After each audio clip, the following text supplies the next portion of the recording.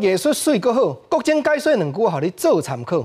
解文说字，解说解说。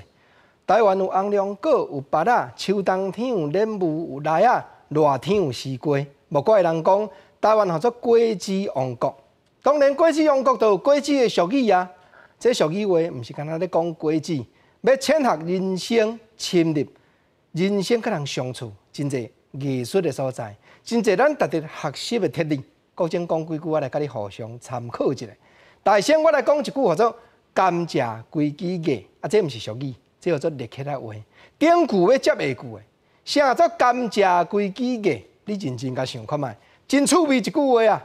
甘蔗长长长，敢有迄落讲规矩艺来艺？要艺进前，你著甲看迄甘蔗担咧卖果子的，敢有迄落规矩拢完全无站的？对啊。甘蔗都无法度规矩艺哩，啊那安尼顶句要接下句，立起来话要安怎样接？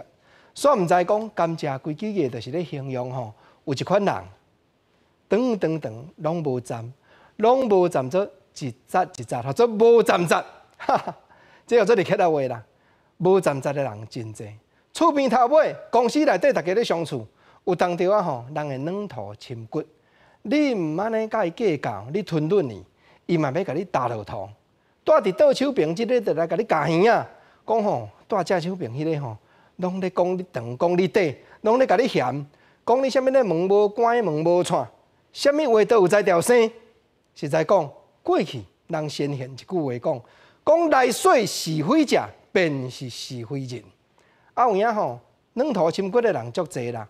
啊，毋则北京语嘛一句话，华语讲叫做气啊。拢会经迄个软的来伫咧说，有无？对呢。台湾话原来一句，虽然有接近，原来无介相共。即句话讲叫做食红气，你会去捕着铁子。啥做食红气啊？捕着铁子，就是你毋通看人软的，毋通看人讲安故意毋插你。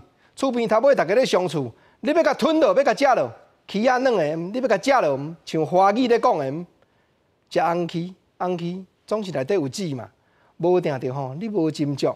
你会去捕着铁子也无得靠，所以人毋通欺负人软正，毋通看人无境界，毋通怨人有，这是做人的道理。无论咱怎样啦，无论讲是办公厅咧相处，厝边头尾咧徛起，咱伫社会咧行，有一句原来甲果子有牵连的话语，简单无几字，毋过吼真值得咱来互相勉励。咱着爱鼓励家己，认真讲志，工课做好，表现了愈好，会当互当作败人面的。天生我国果子发出来都有影，有的皮看起来较水，有的食起来就甜度较悬。